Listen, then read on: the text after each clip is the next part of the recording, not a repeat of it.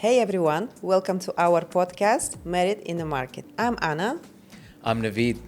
So, why we are married in the market? Actually and literally, we met in Dubai real estate market and got married. So, Naveed, let's talk today about why people have to consider to move to Dubai. Just make Dubai as a second home. I know that you was born here, so of course I do know that you was born here. So I do call these guys local expats. You are the witness how the city changed, how it developed, how it did grow during the decades. So you have a lot of to talk and a lot of to talk, a lot of to tell the audience, the whoever is watching us currently. And I'm gonna ask you, and I hope you will support whatever reasons, whatever points I will bring today, in terms of from your lenses, from what you did see. We both know that I'm expat, pure expat, who just recently came, let's say. If we will compare between you and me, of course, the person who was born here, you, and who moved to Dubai, it's me. I would say my story is pretty common as everyone who came to look for job or was invited by any companies as an employee. So I would like to tell guys how it happened and why Dubai became my second home. After 30 plus years, I decided after several trips to the US, I did choose Miami as a city where I want to live, where I want my kid grow and establish my full family. So, and then I started to search the ways how to legalize there and to become American citizen. Everyone back that time, maybe even now, was dreaming that to have an American dream, just to enter to the city and be have a very nice life. And I started to search how to legalize myself. As I was 30 plus years, it was not so much easy. If the young people can go through the program, work and travel, work there and then stay there and continue their life there, it was a pretty complicated for me. And also back that time I was a CFO with one of the huge trade company with a lot of 100 employees. And of course I had the kid. He was back that time 10 years. I had to start from the scratch. That means either I'm going through the university, through the student visa, or I have to apply for EB-5 back that time in 2000, I forgot, 12 or something like that, or 15, 2015, yeah. 11 was my first. So you had to put $1 million into the property in order to get a green card. Even back then. Nowadays it became 5 million. So that means 30 plus years in some small Siberian city with 300,000 population city, I had to sell my kidney, which, come on, I have only 2. Then another option was to become some super extraordinary employee. That means the company had to prove to the US that only Anna can handle and manage this position. The whole US doesn't have this kind of profession or this kind of employee. Exactly, yeah. That means I had to collect a lot of huge amount of certificates, reports, etc., maybe including some report from the data. I'm not donkey, and nothing was possible. So then time flew. Then in one day back that time I also used to do several jobs at the same time. I was also in real estate of Russia. When it became a little bit enough from Moscow real estate, our company achieved a lot of awards. We were top of the tops in Far East, in Moscow. We decided to open another direction. And our ministry of our republic, Saha, they supported us a lot. in this new direction. So I started to search where the typical guy from very typical city in Russia can put his money and make it more. I started to learn Spain, Cyprus, and another European countries, and I saw that how much money the person has to put, and on top of it pay taxes and then extra. I don't know why. Before I have never been in the UAE, in Dubai, and when you do start this, so Google by default sends you something like that, right? Yeah. It calls cookies, so I'm very bad in that. I don't know. They do follow what you search. So and then one link came in from Dubai, another link came from Dubai, and I approached one agent here who literally showed me how does Dubai real estate market works. So then I saw like, come on, it's only 8 million rubles. For 8 million rubles, you could buy back that time like a one-bedroom apartment with the size like 300 square foot. It calls one bedroom there. Moreover, it's shell and core. So you have to finish it, you have to buy your kitchen appliances, everything on you. You just buy the box. Yeah. Literally, it's box. Here, developers gives you finishing, kitchen appliances, parking space, and sometimes even the furniture. Exactly. So it was some jackpot for my Vasily, the very typical Vasily who works in some factory or middle, like average entrepreneur, and he could earn money in the foreign currency, in dirhams, which links to dollar. So this is the same how he could put money in the US, don't pay taxes, and just chill. So we came to Dubai with return tickets, round trip, for 3 days. And the first day I met you. I straight away from the airport, I went to From the airport, from right? the airport. It really, literally, I went. Something was like burning inside inside me, and telling me, go, and like something happened, and we met. And that is literally how we met, by the way. There's no change to this story. Exactly. Then I met another developer, and there was also post-handover payment plan, which is unbelievable, and you could never have seen there back that time in Russia that someone is giving you payment plan after the keys. Come on. It's unheard of, right? It was pure jackpot for my guys. So we started to sell, and everything was growing, and within these 3 days we sold I guess approximately 30 or 40 units from 3 different developers.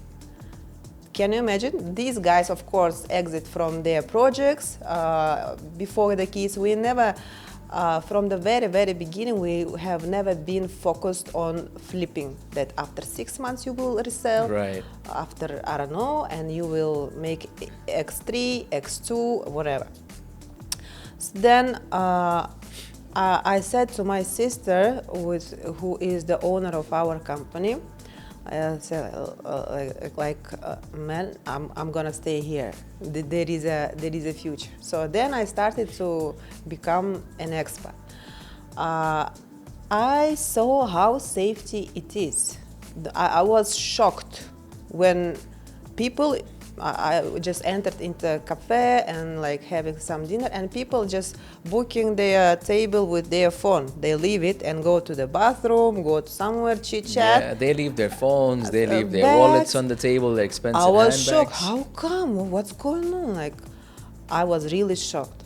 And then I started to compare. That time I also didn't decide that it's gonna be my second home, but I was shocked. If I would move to Miami, I would have some, I don't know, like heart attack each and every day when I say bye-bye every morning to my kid to school, because any, I don't know, guy could have entered to the school with some gun, and you never know what's going to happen. You never know. In fact, I speak to a lot of people today, and a lot of people and family, friends, and relatives in the States. And I kid you not, I promise you, midday on Tuesday when the phone rings in the kitchen, for example, they don't know what's happening. Like they don't know what to expect, and this This is a happens signal. till date. Oh my gosh.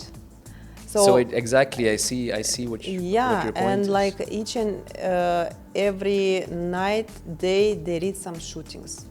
It's unbelievable, yeah. This is the one of my main reasons. Maybe from each and every iron nowadays and TV and screens, they're shouting, there is no taxes, there is no crime, Dubai is very safe. Each and every person knows. But when you do feel it on your own skin and you realize that at 3 a.m. you have to go just walk, I don't know, in your community for something, you know that nothing's gonna happen to me. Exactly. For me as a woman, it is the main reason. It was the main reason because I am a woman and I'm a mother. And when my son was here in GEMS International School, I even didn't wake up, I guess, to say him bye-bye because I knew school bus will come, he will go down, and then he will come back. Yeah, he used to go for hanging out with his friends until 1, 2 a.m. And I was very calm and I was sure he will be delivered to his home. Honestly, it reminds me, now that you're saying the story, it reminds me of how I was a teenager growing up here in Dubai.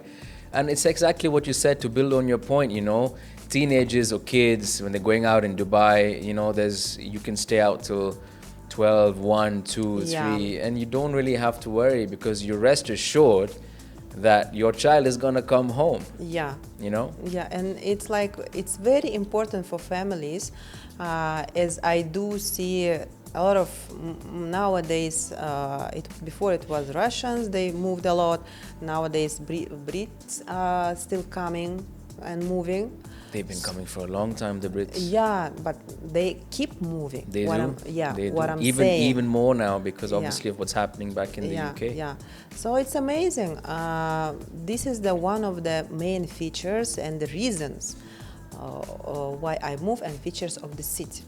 About the taxes, of course, I do whatever I do earn here, it's in my pocket. I'm not tax resident in my country, so it's fine. I'm very happy. I have some extra room if their guys do pay like 13 to, I don't know, if even 15% from their salary. Here, this 13, 15, it's inside of my pocket. Everything into your pocket. Yeah. So it's such a beautiful thing. I guess it was the same before, or something changed? Yeah, so, growing up in Dubai, I've been here, 30 years. I was born here, grew up, school, everything here. Child of the sand, or child of the desert, so to speak. And 30 years, 3 decades, it's always been a safe haven. And the stuff that you've been telling me about, it resonates with me because I've lived it. I've been here, I've lived through it, and I've done it, So my story is very different from yours, obviously, because you arrived here, 3 or 4 years ago. And for me, obviously, being here, born here. So back in the 80s, right? So my dad arrived here in the early 80s. And, the UAE and India has always had a very, very strong tie and a good relationship since the early days. Back then there was a lot of gold trade going on. A lot of merchants came here in gold and textile trade since even the 60s and 70s. So there was a lot of sort of activities going on between the two countries, specifically Dubai, because if you go back into history, Dubai was traditionally, known for fishing, pearl diving, and so on. So then was the oil expansion, and then throughout the early 80s or mid 80s, there was a huge influx of the Indians that came here. My dad being one of them, and he saw an opportunity because back then, krasavchik, as I call him in Russian. You might want to translate what that word means to people maybe listening. Krasavchik is in Russian like this guy who is bold, who is like, yeah, he has his things to say. And I got to bring my dad on the next time we do a podcast or a talk. So he literally up and just packed his bags, his suitcase. I think he was 17, 18 at the time, in the early mid 80s, and he said, you know what? I'm gonna check out this place. I'm gonna check out the desert, and see what's happening. And then, like they say, the rest is history. You know, he saw an opportunity. He had a vision. He saw an opportunity because at the time it was gaining a bit of traction and popularity because obviously it's tax free. It's 2.5 hours from a city and a port like Mumbai. So why not? You know, back then, and this is another point that I want to discuss with you as well. Back then, going to Dubai was an experiment. You always thought maybe it'll work. Let's try this out. It might work. It might not work. Might not work. Let's see what happens in 5 years, 10 years. We save up some money and then we go back home. And that was always the plan. Till recently, about I'd say 5+ years ago, especially since COVID and you know everyone was hit with the pandemic, the trend is seriously changed. Now you've got a lot of people from different parts of the world, different nationalities, coming here, relocating, moving their families, and just you know pulling their kids out of school and moving in here with families of 4 and 5. I think it's unbelievable how this place has changed. The city is just, and you know, the country is only 50+ years old. Dubai has been transforming, or I like to say evolving. So the evolution of Dubai has been taking place since the past 25 years and since the year 2000. Yeah, and people just don't move their families, they do bring their businesses.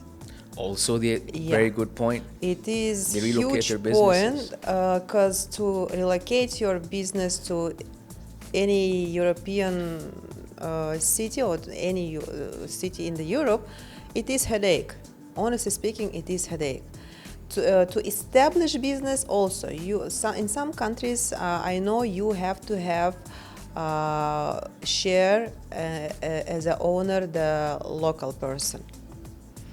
I think it was in Spain, or maybe I'm wrong. But Well, some of the EU countries, some I of think, if I'm not wrong, European yeah. countries. Here, if it was before mandatory, now it's like 100% of ownership belongs to foreign expats. That still surprises me to this day because it was until the longest time to have to form a mainland company or any mainland business entity, you had to have a local partner. Yeah. Until I think it changed 2019 or just a few years ago. No. In 2021, 2022, Was it you 21? had to have him as an agent. Okay. So from the ownership partnership it became agent, and then now it also was recently, as I remember, so you can own your company by yourself, 100% share. ownership and share, yeah. It's yours. It's So unbelievable. it's incredible, really. It is incredible and gives a huge opportunity to each and every business. And if we will think even about taxation of the companies, it's only 5% VAT. In my country, it's 20%. Wow, yeah. Moreover, the corporate tax, the tax on your business profit, it's only 9%. In my country, it's like 20. Nowadays, they're saying there is a progressive scale. So from this amount, you have to pay Yeah, more. don't even blah, get blah, me blah. started on the taxes in India because there's so many that I can't really. There's so many components of taxes in India that you can't really even count them on one hand. It's unbelievable. Yeah, and like it's not only about, if you are talking about moving your family, both of you and both of us, you and me, we are golden visa holders. That's correct. That's correct. So how we got Huge incentive, how by the way. if I will compare with the US, as I told you before, I had to put $1 million in cash in front of the developer or whoever, and then get this receipt, that report, I don't know, whatever papers, and go to this immigration, blah blah, etc. It's whole story. And obviously, there's no payment plans from developers over there like we have here. Nothing of the sort. There is some, honestly speaking, in New York, in Miami, there are developers who do accept on off-plan payment plan, off-plan property. But it was not so much popular back that time. What we did here, we just put our money into the property with the amount of 2 million, but it was not required to pay the full amount to the developer. So I paid from my side like 20% plus DLD 4%, and I'm just continuing my payment plan. Yeah. So now we can, you have already sponsorship your parents. Exactly. Yeah, once my son will come, I will continue these things. So you can be a holder of golden visa and sponsorship your mother, father, kids, and even maid and Domestic driver. help as well. It's just. It is amazing. It's crazy. Yeah. It's so crazy. So then what I also do like about Dubai, that everything is digitalized. It is digitized, yeah. So what kind of benefits we do get from there? So we don't leave our houses to pay diva. Before it was, as your dad said, I guess, remember? Back then in the early 2000s, for example, there was no Diva mobile app. When you had to pay your Diva electricity and water bill, you had to go to the Diva office in Deira, which still exists till date, by the way, and wait, take a token, be in the queue to pay your monthly bill, and that was the way it was done. Not just Diva, for instance. I remember so many times when I got my driver's license here in Dubai, you had to clear a fine or a penalty, or you had to get your driver's license renewed, or even your vehicle renewed. You went to the Roads and Transport Authority, and they had, back then, remember, they had very limited number of offices, that the RTA centers and all of that. So there was a few locations that you could go to, and obviously then again tokenized. You take a token, queue up, wait your turn. The whole process could take a few hours. Fast forward till now. I got my driver's license renewed a few months ago within 5 minutes. I promise you, within 5 minutes. And there was nobody that assisted me. I was in front of, I'd like to call it like a self-service kiosk or kind of a disbursing machine. And they just take your payment on the card, and this machine just prints out your driver's license and just gives it to you. And look at it's not about digital things, but look at the Emirates. Emirates, the best airline ever. Oh, for sure, hands down. Yeah, they do come to your house to check in you. Also, yeah. It's crazy. Nowhere else in the world can this be done. Seriously, it's amazing, really. Then another points which I do like is everything is at your doorstep. For example, we don't leave the house. Yeah, basically. Like, it's so funny. We don't leave the house except to just go out and have a dinner, grab a couple of drinks. But like, even our dog grooming comes home at the doorstep in the big, mobile van. Then your grooming. fuel. Your petrol, your groceries, your pharmacy. If I have to get you a bouquet, I just do it on the app, and the bouquet of roses is delivered to the door, right? It's so much. It's just unbelievable how. I forgot when I was last time in supermarket, honestly speaking. I forgot because everything on my app, and it's free delivery. It's so much comfortable, and this is the thing which I do call Dubai spoils you. When we do travel to Europe, I'm just walking, my mouth is open, so much inspired, amazed, oh wow, ooh la la, etc. And your back is open. And don't forget, you have to walk with your hands in your pockets to hide your watches, your phones, and it's just. That's how it is. That's why I do usually take no brand bags. Yeah. Clothes, glasses, even. Yeah. The glasses which I do take to our trips, etc. It's like literally 20 dirhams. Looks not bad, honestly.